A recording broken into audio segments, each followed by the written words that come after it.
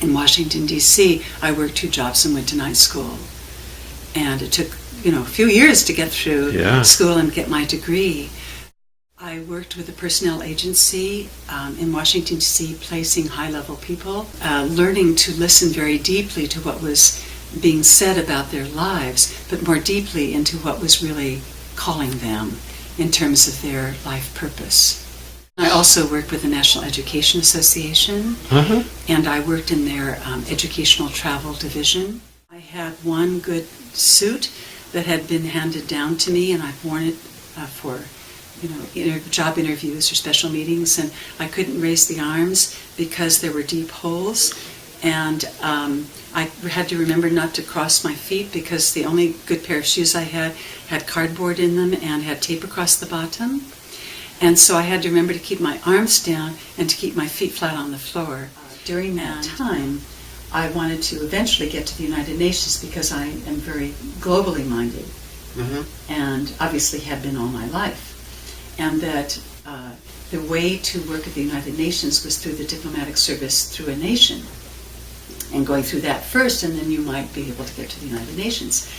And so I studied and did everything I could, and so I spent a great deal of time at the Department of State and everywhere else I possibly could, getting information, being allowed in on briefings that ordinarily people are not allowed in on, or at the Organization of American States, or wherever I could sit in and listen to people, or at Congress. So that's I began self-education. I would walk to the Lincoln Memorial at nighttime after class, which was quite late at night, and I would sit with Mr. Lincoln and be in conversation with him, and I would do my homework because there were some really good lights there, and my roommate was asleep, so I couldn't study there. Valentine Gamble was a woman who lived very quietly in Georgetown and Washington, D.C. And she was just a person who believed very deeply in the art of conversation. And she allowed me and invited me into a student version that she had formed that had a few foreign students that would come as guests at her home to speak. And so she asked if I would please come and join that discussion. And it gave me the great honor because in my mind I had always had this idea of what was called a peace council where all the diverse pathways to peace might be represented. And I never had a chance to put that into implementation. And she was already doing that with these once-a-month conversations with foreign students to speak as if they were informing policymakers around the world as to what the policy needed to be about a particular subject. And everyone in the circle was equal. We spoke into the center of the circle because that's what informs us all by whatever name we may call it. And that everything would be kept in sacred trust, and we would not speak about what happened outside. And what happened was that a member of the White House asked to come and be part of this. Members of the State Department asked to come. Members of Congress, etc. And we would say, one of you is allowed to come in, but it's off the record, and is to inform you as a human being, as a citizen. Awesome. I called it the Peace Council because it was always for me, how do we, the quiet question that I was always asking is, how do we build a culture of peace? And then I had the opportunity through some people that I was deeply connected to. The person that was interviewing my friend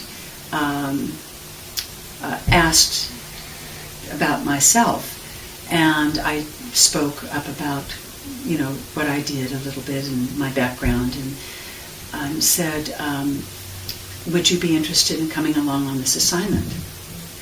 You won't have you'll have full diplomatic status, but you won't be the one in the official position, but you'll come along as an auxiliary. And it took me about a nanosecond to say yes to that. And the 1-year assignment turned into 3 years. And it was connected with the European community, but because I had had some experience in scuba diving and learned a little bit about a tiny bit about oceanography, they asked if I could substitute sometimes doing oceanographic research. So I often say I had my above the water, which was more the diplomatic, bringing people together in the circles. And I would always sneak in the Peace Council process a little bit around the dinner table with people that weren't allowed to be at the same table with each other, and I make sure that therefore they were invited. Also, then below the water, I was lucky enough that they were so desperate to have another diver who could dive at 200 feet in no visibility. I was the one who actually discovered and identified a wreck at 200 feet. Then they toasted me with schnapps, and I was able to be part of their ending toast as one of the men. Service. Yeah. The other thing I did in the diplomatic service was because we weren't allowed, this was during the Cold War, into the East. And right. Because of our safety. And I had to know. So I told nobody that I was going except a colleague of mine that I had lived with in Washington, D.C., who was from Berlin. And I wanted to go and see her home in Berlin. They discovered me on the train, and I was held at gunpoint for the entire trip once we entered into East Germany. So were you actually shot at with live rounds, as you said? Or were you yes, because I went off by myself on something, and I was right close. I was in the no man's zone, where people were shot by trying to escape. Oh. And they thought that I was connected, and so someone aimed the gun and shot toward me and shot at me. And I leapt behind and got behind the safe zone very quickly. So what did you gain from those 3 days? That seems like a real... Gratitude for life, gratitude for the courage of all the people that I met, for my dear friends Cosima and Veronica, and for seeing directly what it is like to have this absurd wall, and just to see it and experience that, and man's inhumanity to man. Right. And the extraordinary courage of people who believe in peace at the cost of their own lives. Mm-hmm. Give peace a voice, let our hearts be heard, sounding our choice to love and preserve. There's a light in us all, a polished pearl. Give peace a voice, uniting nations of the world.